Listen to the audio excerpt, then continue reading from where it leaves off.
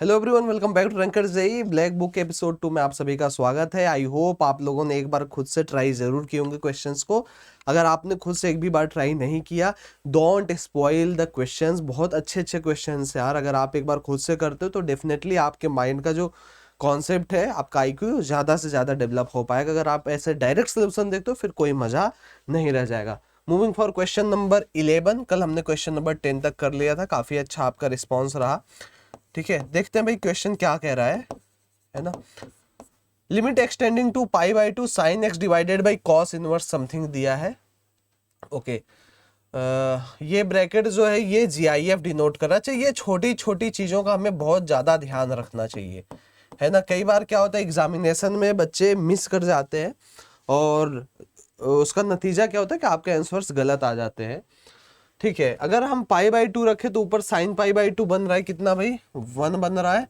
नीचे बन रहा है आपका 3, और ये 3 माइनस और 3 पाई बाई टू प्लस 1, तो वो कॉस इनवर्स 1 नीचे बन रहा है ना। लेकिन यहाँ पे थोड़ा सा हमें दिक्कत होगा क्योंकि कॉस इनवर्स बेसिकली अंदर जो है ये 1 एग्जैक्ट नहीं बन रहा है, 1 को टेंड कर रहा है ना। तो ये डायरेक्ट, जैसे कई बच्चे क्या करेंगे भाई, ऊपर कहेंगे भैया ये 1 है और नीचे ये कॉस इनवर्स 1 बन रहा है, तो फिर कॉस इनवर्स 0 करके 1/0 लिख देंगे, या फिर ऐसे कहेंगे डज नॉट एग्जिस्ट। तो वो सोचना एकदम ही गलत है। तो अगर हम थोड़ा सा सिंप्लीफिकेशन पार्ट पे यार मूव करें, थोड़ा सा सिंप्लीफाई करें, तो शायद हमें एक रिजल्ट पता है क्या। साइन 3x जो होता है वो होता है 3 sign x minus 4 sine cube x, यही होता है ना। और हमें चाहिए क्या, 3 sign x minus 3 sign 3x, है ना। तो 3 sign x minus sign 3x बेटा कितना हो जाएगा, 4 साइन क्यूब एक्स हो जाएगा। ठीक है, अब यहाँ पे हम 4 साइन क्यूब एक्स जब पुट करेंगे तो ये बन जाता है limit extending to pi by two. आ रहा है ना समझ में। कॉस इनवर्स, कुछ नई चीज नहीं बता रहा हूँ, नीचे कॉस इनवर्स। ठीक है, तो ये 4 कैंसिल आउट हो जाएगा, तो GIF के अंदर साइन क्यूब एक्स बचेगा और ऊपर साइन एक्स है। ये हमारे पास अभी ताजा ताजा एक फॉर्म बन गया भैया। अब मुझे ये सॉल्व करना है, ध्यान से समझना यार। अगर मैंने कहा भाई कि limit extending to pi by two है, जो साइन एक्स है या फिर साइन क्यूब एक्स है, ये कहां से कहां तक वेरी करेगा। आप थोड़े से साइन एक्स के ग्राफ की अगर बात करोगे भाई, तो ग्राफ कुछ इस तरीके का होता है। ये पाई बाई टू पे वैल्यू 1 होती है, तो चाहे मैं लेफ्ट की बात करूं, चाहे मैं पाई बाई टू के राइट की बात करूं, आपको हमेशा दिखेगी वैल्यू 1 से छोटी। लिमिट लगाने का क्या मतलब हुआ कि हम पाई बाई टू पे बात नहीं कर रहे हैं। पाई बाई टू से या तो थोड़ा सा लेफ्ट या तो पाई बाई टू से थोड़ा सा राइट। तो पाई बाई टू के थोड़े लेफ्ट में देखो 1 से छोटी value sine x is less than 1, है ना।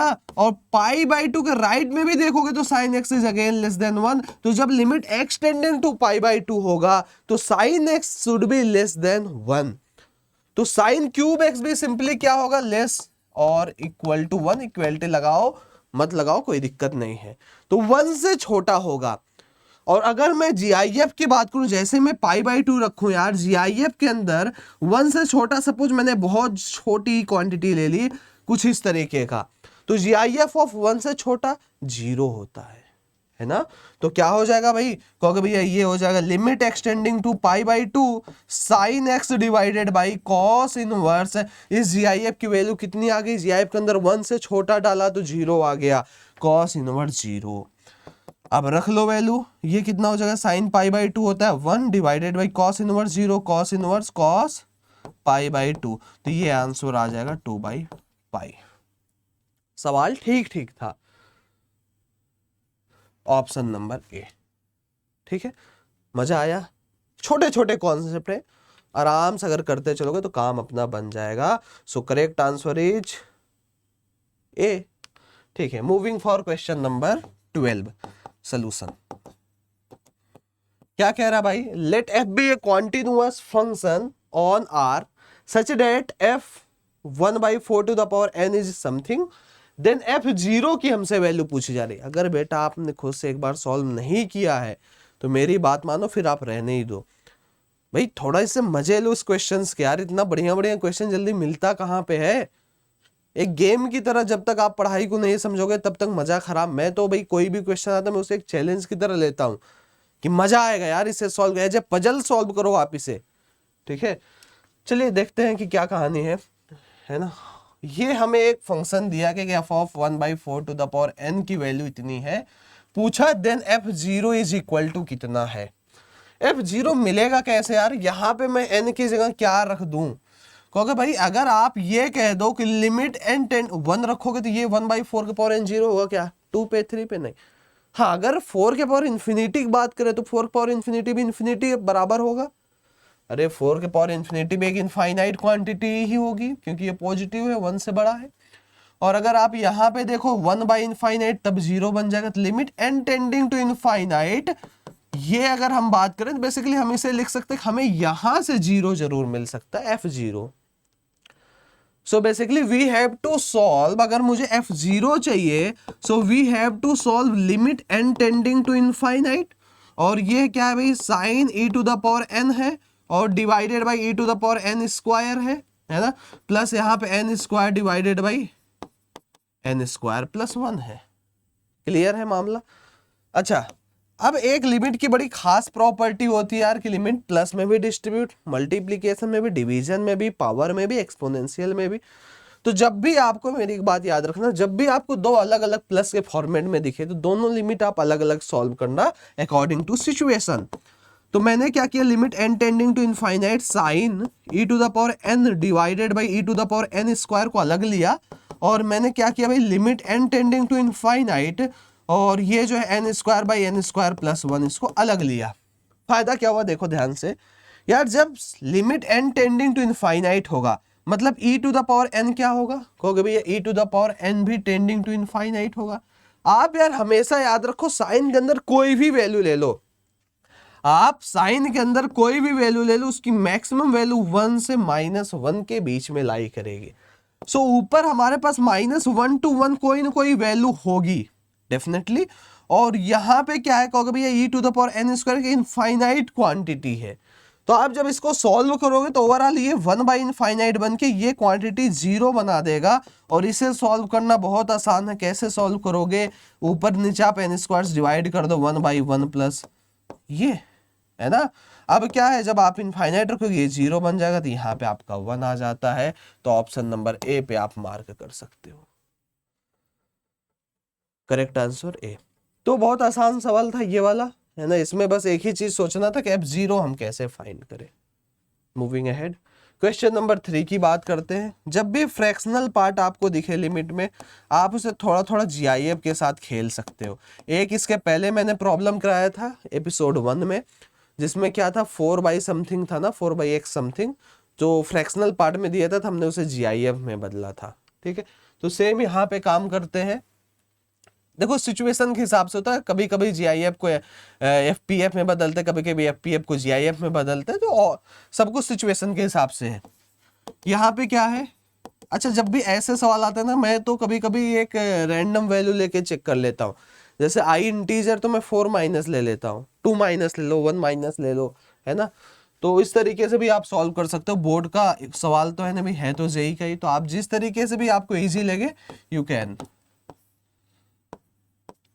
ये हमें बेसिकली LHL सॉल्व करने को कह रहा है, we have to solve LHL, क्योंकि i माइनस की बात कर रहा है। ओके i इंटीजर है, ये 1 है, ठीक है, i इंटीजर है। ठीक, अगर मैं इस तरीके से इसको लिखूं भैया लिमिट h टेंडिंग टू 0 और x इज इक्वल टू कितना है, i माइनस h है। भाई h टेंडिंग टू 0 तभी तो है जब x को हमने बोला i माइनस h है ना। h टेंडिंग टू 0 है, इसका क्या मतलब हो गया, x जो है i माइनस है, i में से बहुत छोटी क्वांटिटी घटा रहे हैं, वही होता है। तो यहाँ पे ऊपर क्या लिख लिया, e टू द पावर, ये फ्रैक्शनल पार्ट है तो इसको मैंने x minus greatest integer x लिखा। अभी एक स्टेप और आगे हम चलते हैं, फिर ये h वाला कॉन्सेप्ट हम यहाँ पे रिपीट करेंगे, ठीक है ना। अभी मैं बदल लेता हूँ, माइनस यहाँ पे भी हम क्या कर लें भाई, कहोगे भैया ये जो चीज है x माइनस GIF x कर लो, -1 कर लिया, डिवाइडेड बाई यहाँ पे क्या भाई x minus greatest integer x का होल स्क्वायर कर लिया। अब क्या करेंगे, अब थोड़ा सा काम कर सकते हैं, अदरवाइज आप यहाँ भी वैल्यू पुट कर सकते हो। आई डायरेक्टली, या फिर आई को आपको एग्जांपल ले लो, जैसे 4 माइनस ले लिया, तो यहाँ पे हम क्या वैल्यू पुट कर सकते हैं, आप अपने आप देख सकते हो, रिजल्ट आपको सेम टू सेम ही मिलेगा। ठीक है, अभी क्या है, मैं थोड़ा सा इसका ओरिजिनल जो मेथड है वो बता देता हूँ आपको। तो अभी क्या करते हैं हम, x tending to i minus लिखने के बजाय मैं कहता हूँ भैया लिमिट h टेंडिंग टू 0 है, और जो हमारा x को हम लिख रहे थे i माइनस, तो मैं i माइनस h कर दे रहा हूँ, है ना। i में बहुत छोटी क्वांटिटी घटा रहे थे, यही था, तो मैंने एक h को नया वेरिएबल इंट्रोड्यूस करके कुछ इस तरीके से लिख दिया। बहुत कॉमन फ्रिक्वेंट मेथड है जो आप हर क्वेश्चन में यूज भी करते हो। अब यार e to the power x की जगह i माइनस h है, ठीक है, माइनस i माइनस h है, फाइन, माइनस यहाँ पे i minus h, minus G I F के अंदर i माइनस h माइनस 1 है, divided by i minus h है, माइनस i माइनस h का होल स्क्वायर। अब इस तरीके से कुछ चीजें बन गई। आप एक चीज बताओ मेरे को, अगर मैं आपसे कहूं भाई एक इंटीजर है 4 में से मैंने कुछ 0.09 घटा दिया, तो बेटा इसका GIF कितना होगा? कहोगे भाई डेफिनेटली 4 माइनस 1 दैट इज 3 होने जा रहा है। तो बेसिकली i माइनस h का जो GIF वो i माइनस 1 होने जा रहा है, तो हर जगह लिख सकते हैं।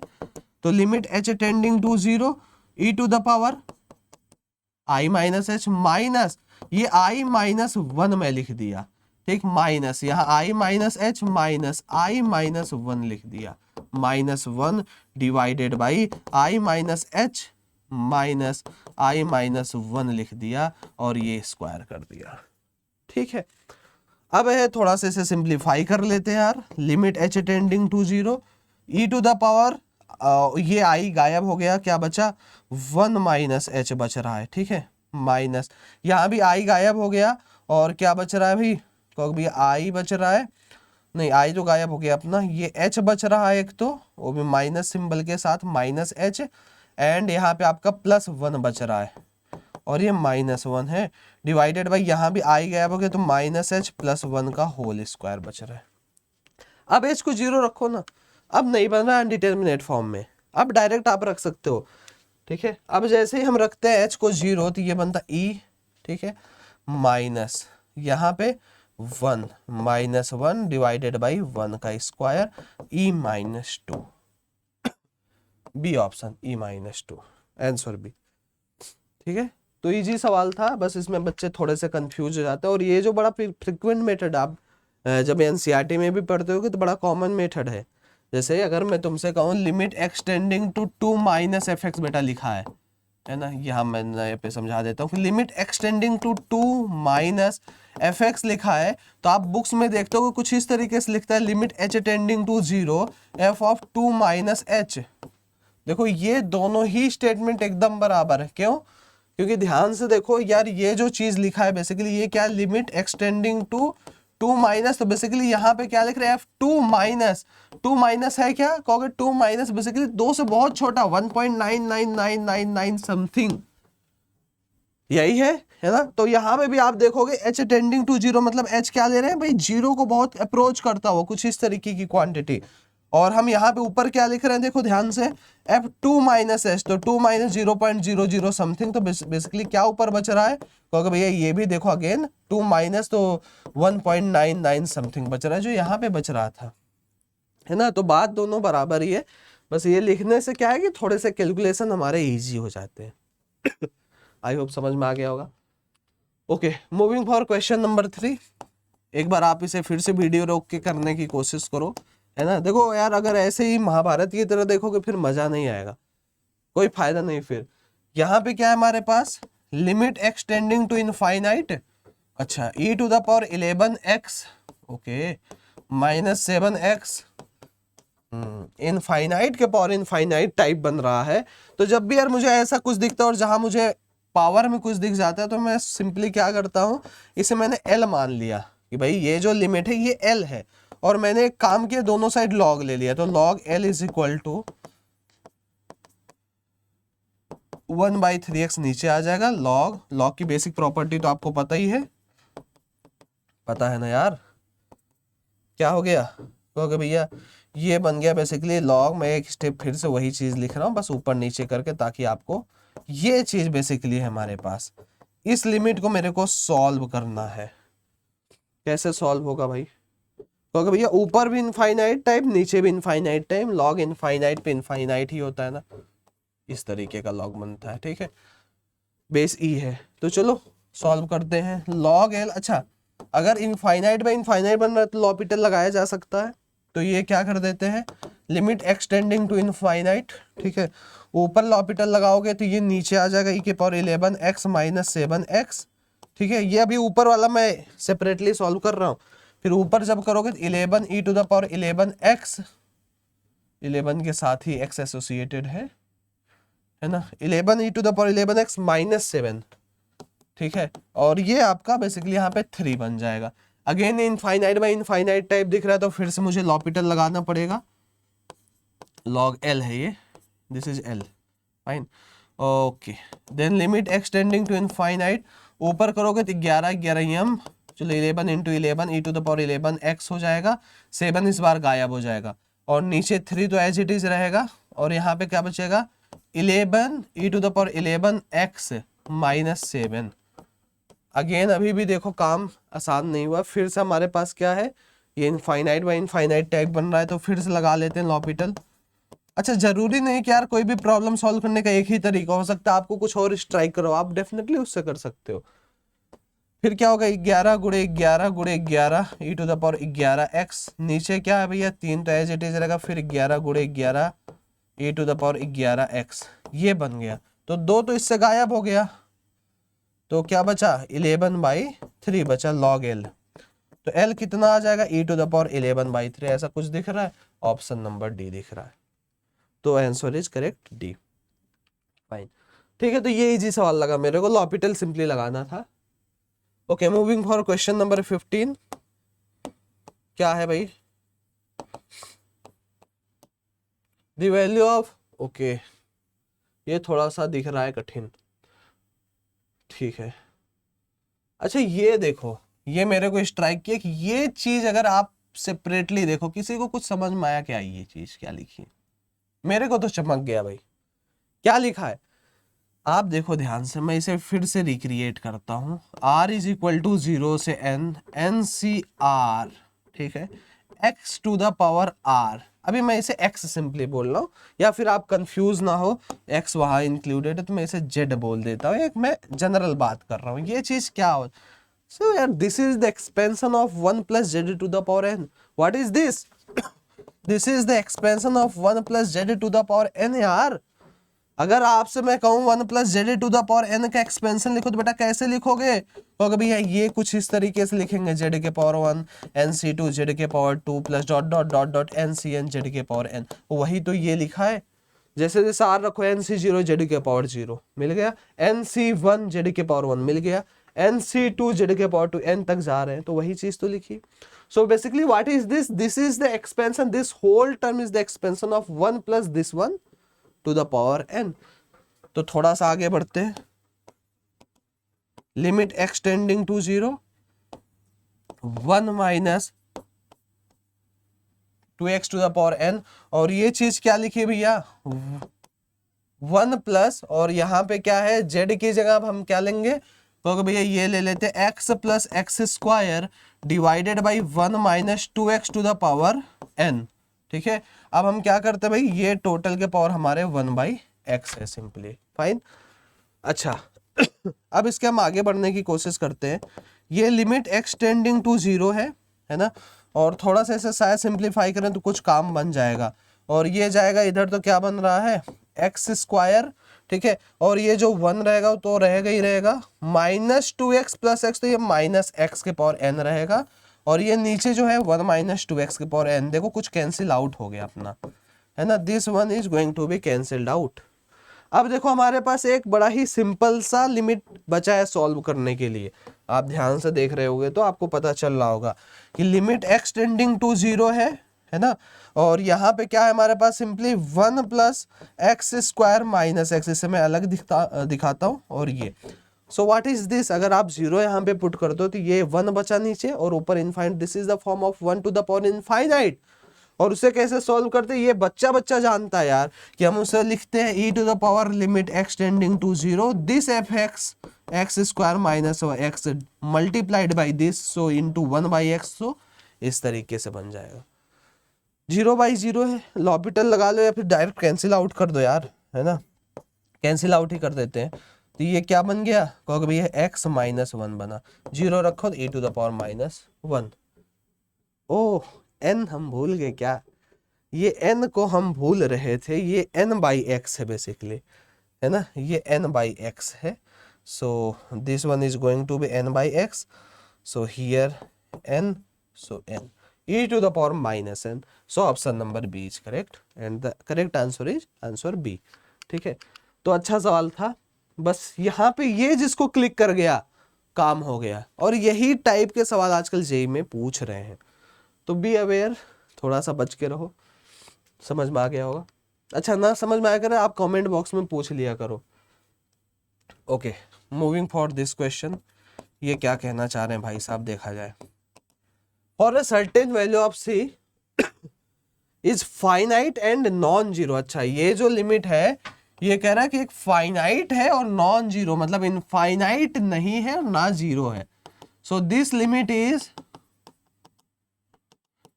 Not equal to infinite minus infinite zero, ये वैल्यू नहीं आनी चाहिए।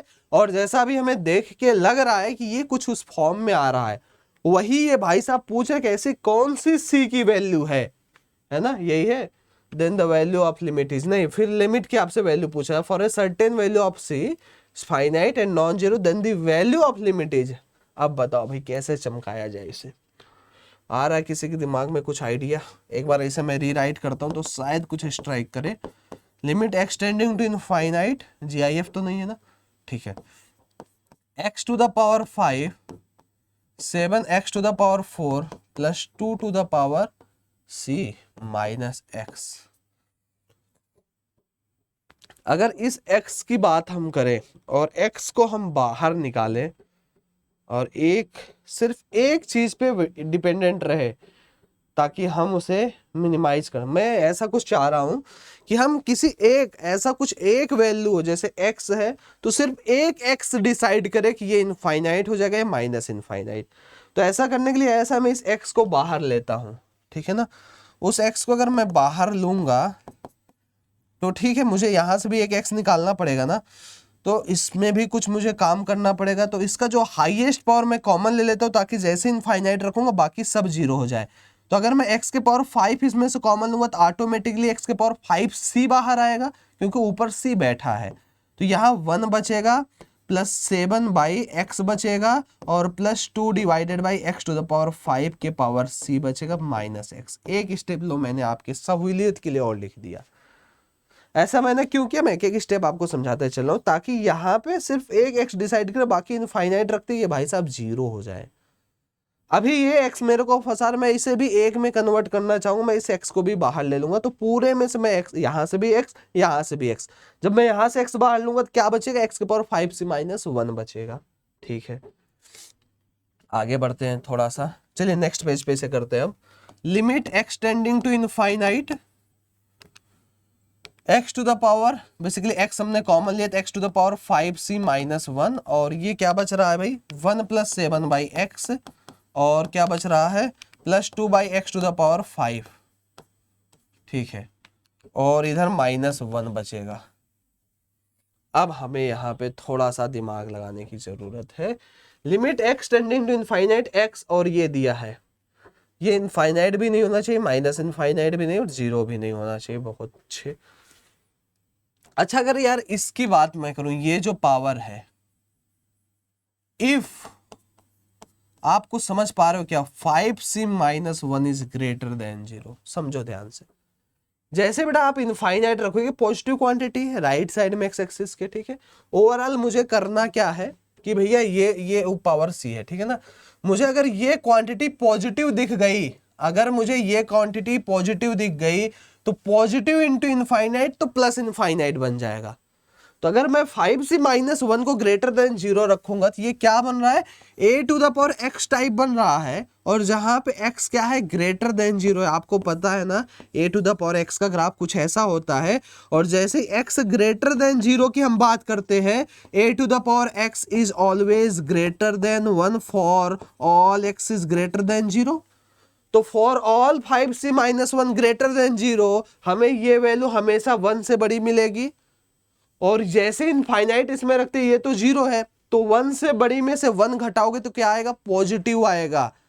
तो पॉजिटिव इनटू इनफाइनाइट, तो यहां से ये अगर L मैं बोलता हूं then L will be plus infinite, L will approach to plus infinite. और सेम अगर मैं कहूं बेटा आपसे 5c-1 लेस देन 0 है, 0 से छोटा जब रहेगा x लेस देन 0 की बात करोगे, a⁴x हमेशा 1 से छोटी वैल्यू दे रहा है, देखो पॉजिटिव देगा लेकिन छोटी देगा, तो 1 से छोटा, जैसे 0.5 इसकी वैल्यू मिल गई है तो 0 है ना, तो 0 सॉरी ये तो 1 है, ये 0 हो जाएगा, यहाँ पे 1 रहेगा, 0.5 - 1 क्या हो जाएगा, एक निगेटिव वैल्यू की हम बात कर रहे होंगे।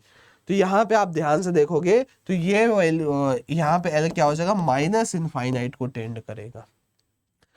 क्वेश्चन के अकॉर्डिंग मुझे फाइनाइट और नॉन जीरो चाहिए, मुझे इनफाइनाइट माइनस इनफाइनाइट 0 नहीं चाहिए, तो मैं ये वाली वैल्यूज को एक्सेप्ट नहीं कर सकता, रिजेक्ट हो गया। तो क्या करूं, अगर मैं 5c-1 को, अब देखो भाई ना तो ग्रेटर देन 0 होना चाहिए ना तो लेस देन 0 होना चाहिए, 0 देख लेते, तो c की वैल्यू अगर हम 1/5 रखें तो क्या कुछ काम बन सकता है। तो जैसे c की वैल्यू आप 1/5 रखोगे, मतलब इसे आप 0 रखोगे तो क्या बन जाएगा, क्योंकि भैया ये बन जाएगा आपका सिंपली, एक सेकेंड थोड़ा सा ये डिजिटल बोर्ड बंद हो गया, मैं इसे रिकॉन्टिन्यू करता हूँ। ओके यार, पूरा मतलब ये एकाएक बंद हो गया तो पूरा का पूरा बंद हो गया था इसमें से, ठीक है। तो ये हमारा पिछला रिटर्न भी हाथ से चला गया, बट फिर भी मैं रीराइट करके भेज दूंगा आपको PDF। तो इस पे नहीं, अपन किस क्वेश्चन पे थे, यहाँ पे थे, ठीक है। और हम लोगों ने काफ़ी चीज़ें समझ ली थी, आप वीडियो को यार बैक करके देख लें, वीडियो मैंने वहीं रोक के फिर से रिकॉर्ड कर रहा हूँ। ओके, तो हम कहाँ पे थे भाई, कहोगे भैया हमने c वगैरह बाहर निकाल दिया था, और कुछ हम इस मझधार पे आके फंसे थे, limit x tending to infinite था, और हमने बाहर x निकाला था, यहाँ बचा था x⁴ और ये बचा होगा आपका 1 + 7/x + 2/x⁵ के पावर c-1। और हमने देखा था दो चीज, कि पहला कि अगर 5c-1 was greater than 0 then L was tending to plus infinite, जो कि हमें एक्सेप्टेड नहीं था। दूसरा हमने देखा होगा 5c-1 शुड बी लेस, अगर ये लेस देन 0 होता है तो L माइनस इनफाइनाइट को टेंड कर रहा होगा। लेकिन बात हमारी उतने में नहीं बनी थी, तो हम क्या किए थे, limit x tending to infinite x⁵ and यहाँ पे 1 + 7/x + 2/x⁵ ये सी रहा होगा ना, ठीक है। तो हमने क्या कहा कि भाई अब मैं क्या करता हूँ, पुट करना पड़ेगा भैया मेरे को 5c-1 = 0, तो c आ जाएगा 1/5। अब इस पे काम करेंगे, तो ये हो जाएगा भाई साहब limit x tending to infinite, ठीक है। अब क्या है यहाँ पे x इंटू, और ये क्या हो जाएगा भाई x⁴, तो बेसिकली ये 1 ही रहेगा, यहाँ पे बचेगा 1 + 7/x + 2/x⁵ के पावर 1/5 - 1। अभी भी यार देखो कम मेहनत नहीं बचा है, अच्छा क्वेश्चन लग रहा है, अभी भी इसमें हमें काफी आगे तक जाने की जरूरत है। अब क्या किया जाए, इसे एक्सपेंड किया जाए, 1 को कैंसिल कराया जाए, है ना। तो इसे मैं एक टर्म मानूं तो कितने लोगों को यार इसका एक्सपेंशन पता है, 1 + x⁴n, और जहां पे n इंटीजर नहीं है, n नेचुरल नंबर नहीं है, n सिंपली जैसे आपका कुछ भी रेशनल नंबर p/q हो सकता है, ऐसा कुछ भी हो सकता है। तो आपको याद होना चाहिए 1 + nx + n × n - 1/2x² + ... infinite. जैसे उसका आपने याद किया, अगर ये नेचुरल नंबर होता तो क्या लिखते थे, nc0 + nc1x + nc2x²। तो इसमें nc1 nc2 नहीं लिखते, क्योंकि n जो है होल नंबर, नेचुरल नंबर हम इसमें लेते हैं।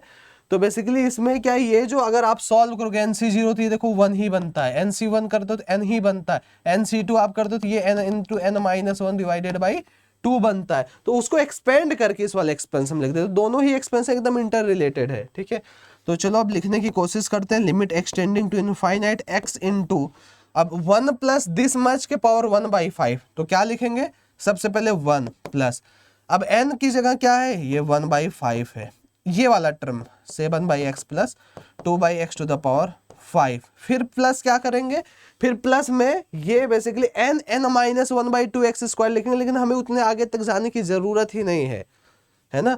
और यहाँ पे डॉट डॉट डॉट -1 एक लास्ट में होगा, अभी आपको खुद रियलाइज होगा क्यों हम उसके आगे नहीं जा रहे हैं। ये देखिए गायब हो गया भाई साहब, है ना, x से आपने यहाँ मल्टीप्लाई किया, अभी खुद रियलाइज होगा आपको, x से जब मल्टीप्लाई किया तो यहाँ क्या बच गया 7/5, यहाँ क्या बच गया भैया 2/5x टू द पावर 4। अब समझो अगर मैं इसके आगे का टर्म लेता 1/5 इंटू 1/5 माइनस 1/2 एक्स स्क्वायर, तो पावर ऑब्वियसली नीचे वाली और बढ़ती जाती है, अभी यहाँ x था x स्क्वायर होता, x के पावर 5 जगह x के पावर 10 होता, है ना, होता कि नहीं होता, कहोगे होता, तो वही अगर आप x से मल्टीप्लाई करते हैं अगेन ये नीचे x तो बचता ही, और जब x नीचे बच रहा है तो अगेन 1/इनफाइनाइट में जाके 0 बनने जा रहा है। बस हमें इस टर्म की तलाश रहती है जो इस x से कैंसिल आउट हो जाए, इसके आगे आप कितने भी लंबे टर्म्स लो, जैसे आप देखोगे यहाँ ये 1 गायब हो गया ना, अब आप देखोगे जब इनफाइनाइट रखते तो ये सिर्फ 7/5 बचता है और ये भी 0 हो जाएगा। सेम अगर आगे के टर्म आप लेते नीचे एक भी x रहता तो आपका 0 हो जाता, तो 0 0 0 सब 0 बनता, तो करेक्ट आपको यहाँ पे क्या मिल जाता है 7/5, ठीक है। तो आई होप ये चीज आपको क्लियर हो रही होगी, है ना। तो correct option is option number ए। ये थोड़ा सा अच्छा प्रॉब्लम था, अगर आप थोड़ा सा कॉन्सेप्ट को स्ट्रॉन्ग करके चलोगे तभी काम आपका हो पाएगा। सो correct answer is answer A. Okay, moving for next question. अब इसे ध्यान से देखने की कोशिश करिए। The number of non negative integral. अच्छा, अब यहाँ पे कई बच्चों को कंफ्यूजन आएगी कि भाई साहब नॉन निगेटिव इंटीग्रल, देखो ध्यान से, आपको नॉन निगेटिव इंटीजर्स की अगर मैं बात करूं और मैं अगर आपसे कहूं पॉजिटिव इंटीजर, तो इन दोनों में आपको बहुत खतरनाक डिफरेंस पता होना चाहिए कि क्या है। एनीवन, कोई है बच्चा जो बता सकता है मुझे कमेंट बॉक्स में। भाई साहब जो नॉन नेगेटिव इंटीजर है इसमें आप काउंट करोगे 0 1 2 3, 0 से लेके आप जाओगे। अगर मैं आपसे पॉजिटिव इंटीजर्स की बात करता हूं, so you are going to ignore 0 1 2 3 dot dot dot infinite. Non negative positive में डिफरेंस आपको आई होप पता चल गया, ठीक है। अब सॉल्व करते हैं, ये बेसिक चीज मुझे बताना बहुत जरूरी था। The number of for values of n, यार ये तो सिंपल सा दिख रहा है, ये तो सभी बच्चे कर जाएंगे, सिंपल दिख ही जा रहा है, एक्सपेंशन का सवाल है यार, है ना। cos x minus 1, cos x का एक्सपेंशन लिखो 1 minus x square by 2 factorial plus x to the power 4/4 factorial plus dot dot dot, यहाँ लास्ट में -1 है, ठीक है। और यहाँ पे क्या है cos x फिर से 1 minus x square x power 4/4 factorial dot dot dot, ये माइनस डॉट डॉट डॉट होगा, है ना। और e to the power x का जब लिखोगे तो यहाँ देखो मैं माइनस से स्टार्ट करूँ, माइनस लगा दे रहा हूँ मैं एक साथ ही, x/1 factorial minus x square by 2 factorial dot dot dot infinite तक, है ना। और डॉट नीचे क्या होगा भाई x के पावर n को रहने दो। अब थोड़ा सा सिंप्लीफाई कर लो, तो ये क्या है लिमिट एक्सटेंडिंग टू 0, 1 गायब हो गया, क्या बचा minus x square by 2 factorial plus x to the power by 4 factorial, जारी कहानी। और यहाँ भी ये 1 कैंसिल आउट हो गया, माइनस एक्स बच गया, माइनस एक्स स्क्वायर बाई 2, ये दोनों सम अप होके माइनस एक्स स्क्वायर बचेगा सिंपली, और x के पावर 4 वाला भी उधर होगा, तो उतने आगे हमें जाने की जरूरत है ही नहीं। यहाँ x के पावर n। अब आप ध्यान से देखो दोनों में हम हाईएस्ट पावर को कॉमन ले लेते हैं, तो ये क्या बनता है लिमिट एक्सटेंडिंग टू 0, यहाँ पे हाईएस्ट एक्स स्क्वायर, तो एक्स स्क्वायर कॉमन लिया प्लस एक्स के स्क्वायर बचेगा यहाँ पे डॉट डॉट डॉट डॉट, यहाँ से x हम हाईएस्ट कॉमन ले पा रहे हैं और यहाँ बच रहा -1 minus x dot dot dot dot, यहाँ x के पावर n बच रहा है। ध्यान से समझना, लिमिट एक्सटेंडिंग टू 0 ये हो गया एक्स क्यूब, ये -1/2 factorial plus x square by 4 factorial dot dot dot dot, और यहाँ -1 minus x dot dot dot dot divided by x to the power n। समझो ध्यान से, कहा जाए the number of non negative integrals of n for which limit is 0, ये value 0 आए। ध्यान से समझो भाई साहब, अगर आपको जीरो रखनी है वैल्यू, अगर आप चाहते हो कि वैल्यू जीरो आए, तो ऊपर ये जो x है ये प्रेजेंट होना चाहिए। ऊपर जो x है प्रेजेंट होगा तभी तो जीरो, क्योंकि ये जीरो है भाई साहब। अगर यही बोलता कि ये x टेंडिंग टू इनफाइनाइट तो कहानी अलग होती, तो मुझे नीचे x को मेंटेन करना पड़ता, बट अभी मेरे को ऊपर मेंटेन करना, क्योंकि यहाँ x टेंडिंग टू जीरो है। तो अब बताओ तुम कि भाई साहब यहाँ पे मैं n की क्या क्या वैल्यू ले सकता हूं। कहोगे नॉन नेगेटिव की बात है तो जीरो लिया जा सकता है। तो n की बात अगर करो, n अगर मैंने जीरो लिया तो x के पावर जीरो होता है 1, है ना। तो यहाँ पे आप देखोगे सिंपली ये गायब हो जाएगा, बचेगा सिंपली ये। तो यहाँ पे जीरो रखते ही पूरा लिमिट जीरो हो गया, सिंपल जीरो आ गया। n को अगर मैंने 1 रखा भाई साहब, तो n को जैसे ही 1 रखा ये x बचा, x का कट करके इसे बना देगा एक्स स्क्वायर, फिर जीरो रखोगे तो एक्स स्क्वायर भी जीरो होगा, zero into zero. Okay okay. n is equal to 2 की अगर मैं बात करूं तो 2 पे आप देखोगे एक्स स्क्वायर है, एक्स स्क्वायर इसको कैंसिल करके यहाँ अगेन एक x बच रहा है, जैसे जीरो रखेंगे zero, 2 will be okay. n is equal to 3 की बात करूं तो x क्यूब हो जाएगा। अब कमाल की बात, जैसे यहाँ x क्यूब हुआ तो ये इसको गायब कर देगा। अब तुम रख के देखो जीरो, तो जीरो रखोगे यहाँ बचेगा -1/2 फैक्टर, इसके आगे का सब जीरो और वहां -1 बचेगा, आंसर -1/2 आ जाएगा। काम हो गया गड़बड़। इसलिए हम यहाँ पे रुक जाएंगे और सिर्फ यहां तक जाएंगे। सो कितने नॉन नेगेटिव वैल्यूज मिले, कहोगे भैया 0 1 2 मिला, नंबर कितना हुआ 3, तो 3, तो C option will be correct. So the right answer is C. Clear है। Moving ahead, question number 18। ये तो आसान सा दिख रहा है यार, ये तो एनसीईआरटी है ना भाई। क्या है the value of limit x tending to infinite sine x by x के पावर 1/1 माइनस कॉस एक्स। अच्छा इनफाइनाइट है,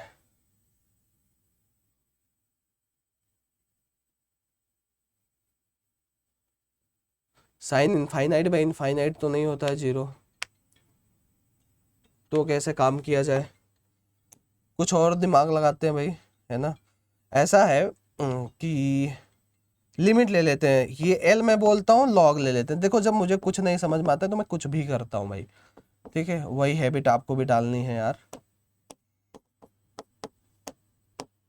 यहाँ पे क्या है भाई, limit x tending to infinite, ये 1/1 माइनस कॉस एक्स नीचे आ गया, log sine x by x आ गया, ठीक है ना। कहोगे बिल्कुल सही बात है यार।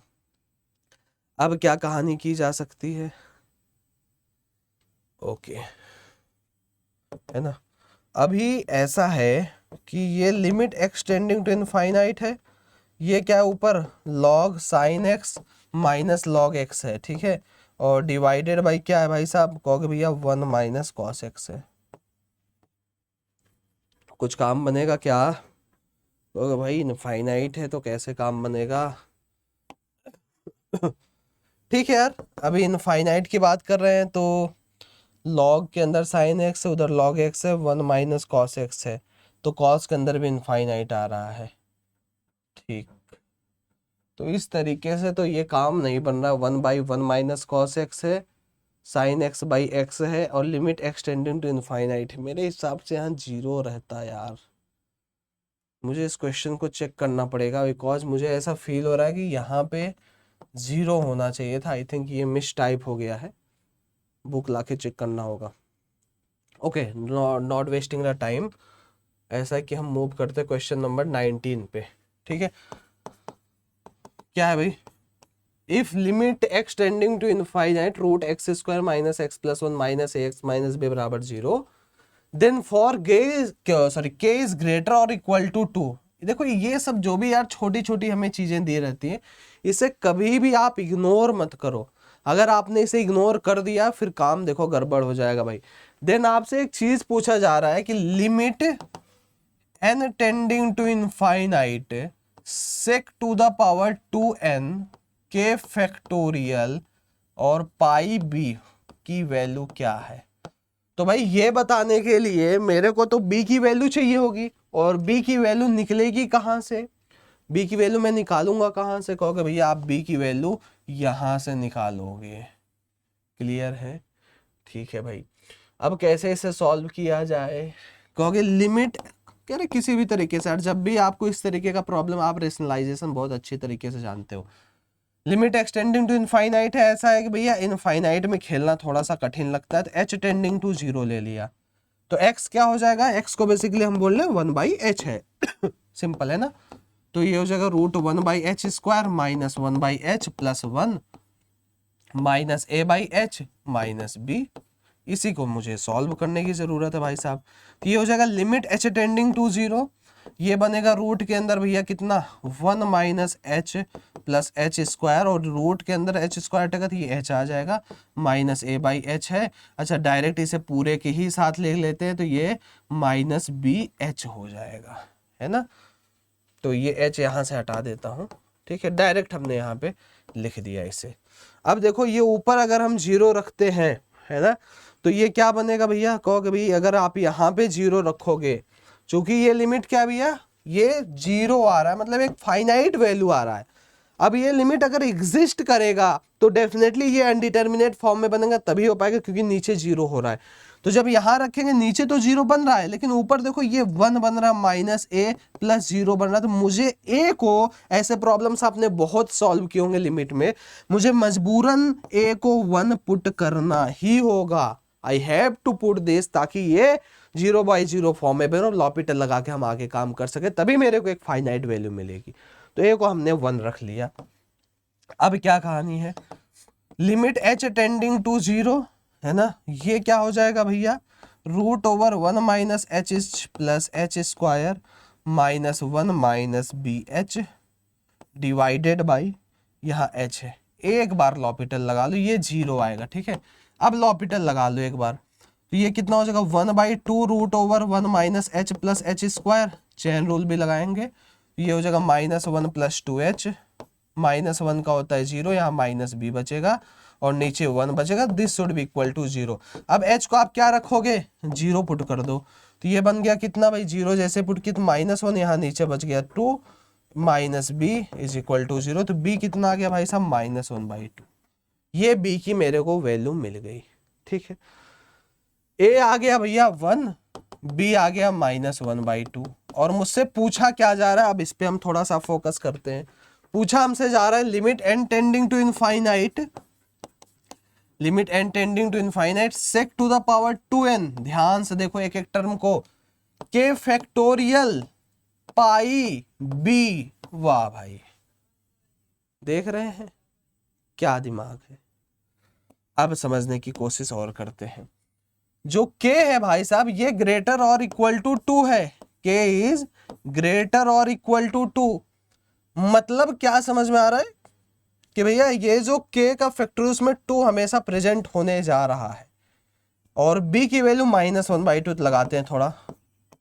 अच्छा sec minus theta, sec theta सब बराबर होता है ना, और पावर में 2n दिए तो माइनस का कोई भी फर्क नहीं पड़ेगा, तो मैं डायरेक्टली 1/2 लिख दूं क्या, k फैक्टोरियल पाई, और ये 1/2 में माइनस हटा गया क्योंकि एक तो ये पावर में 2n इवन है, स्क्वायर करो किसी भी निगेटिव नंबर का पॉजिटिव जगह तो माइनस से कोई फर्क नहीं हो, वैसे भी सेक इवन फंक्शन।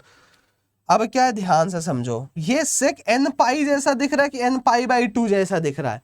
अच्छा k फैक्टोरियल जो एक नेचुरल नंबर ही होगा भाई, ये एक नेचुरल नंबर होगा, तो कितने बच्चे इसको देख पा रहे हैं, एक बार मुझे सभी लोग बताओ, कितने बच्चे ये देख पा रहे हैं कि ये नेचुरल नंबर इंटू π/2 लिखा है।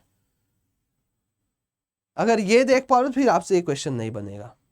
आपको देखना क्या है, ये जो k फैक्टोरियल है यार, इसमें आपको बताया कि k इज ग्रेटर और इक्वल टू 2 है, मतलब या तो 2 फैक्टोरियल होगा या 3 फैक्टोरियल होगा या 4 फैक्टोरियल या जो भी हो, और सब में आप देखोगे 2 फैक्टोरियल में 2 × 1, 3 में 3 × 2 × 1, 4 में 4 × 3, मतलब सब में 2 तो प्रेजेंट ही है।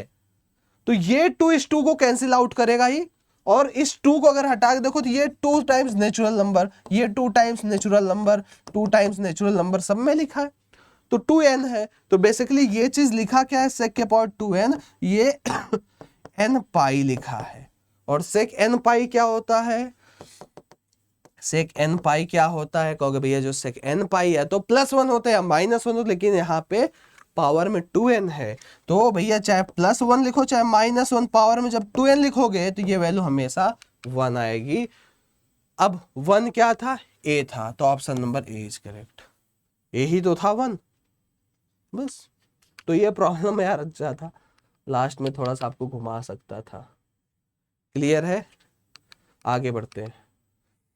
Moving for question number 20। आसान सवाल है ये, देखने में बस खराब लग रहा है, तो अगर आपने खुद से नहीं किया तो एक बार फिर से खुद से सॉल्व करने की कोशिश करो। If F is a positive function such that, अच्छा ये तो एकदम यार बच्चे बच्चे को पता है, इसका कहने का मतलब दिस इज पीरियोडिक फंक्शन यार, है ना। अगर यहाँ पे t greater than 0, this is periodic function with period t। अगर आप ध्यान से देखो ना, f ऑफ x + 2t कितना होगा, क्योंकि भैया इसको हम लिख सकते हैं x + t, है ना, लिख सकते हो। तो इसको आप यहाँ से अगर देखो तो x + समथिंग fx ही होगा, तो आप यहाँ से f ऑफ x बेसिकली ये कुछ भी हो, यहाँ पे x + t की अगर हम बात कर रहे हैं तो इसे हम डायरेक्टली fx लिख सकते हैं, या फिर इसको एक और करके fx + t करके देन fx लिख सकते हैं। तो हमेशा आप देखोगे कि ये बात जो है बराबर बन रहा है, ये x + t करना था बेसिकली, x + t, है ना। तो इस तरीके से आप देखोगे भाई जब भी हम एक पीरियड ऐड कर रहे हैं तो ये बात हमेशा बराबर बन रहा है। तो fx + t करोगे तो ये जब भी t आप रिपीट कर दो तो अगेन ये fx + t बन जाएगा, और fx + t आप यहाँ से उठा के fx ले लोगे। एक स्टेप में और लिख दूं, लो, तो ये क्या बन जाएगा, fx + t बन जाएगा, फिर यहाँ से ये fx बन जाएगा। तो सेम हर चीज में fx + 3t भी जो होगा वो fx के ही बराबर होगा। fx + 4t की बात करूं तो ये भी fx के ही बराबर होगा। t पीरियड है, जब भी ऐड कर तो कॉपी पेस्ट होते जाता है ना। तो ये जो चीज लिखी इसको मैं फिर से रीराइट करता हूँ, limit n tending to infinite और ये n है ना, और यहाँ पे ये सारी चीज क्या लिखी, fx लिखा है यार। तो देखो क्या लिख दूं यहाँ पे, fx + 2 times fx + 3 times fx + ... n times fx divided by, यहाँ पे क्या है भाई, ये देखो 4, फिर n स्क्वायर में जा रहा है, तो fx + 2 स्क्वायर fx + ... इसी तरीके से n स्क्वायर fx तक जा रहा है।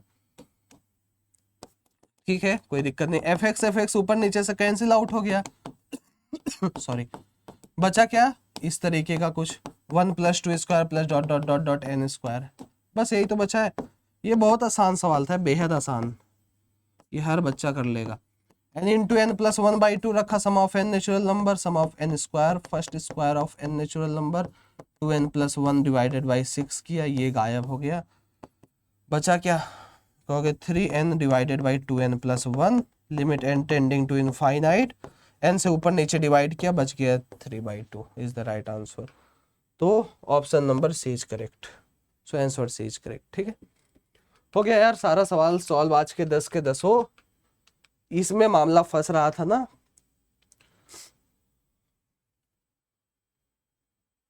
चलो ठीक है, इसे नेक्स्ट डे देखेंगे थोड़ा सा मॉडिफाई करा के। ठीक है, चलो तब तक के लिए टेक केयर। कैसा लगा सीरीज, मज़ा आया या नहीं मज़ा आया, ये भी कमेंट में ज़रूर बताना। Thank you very much.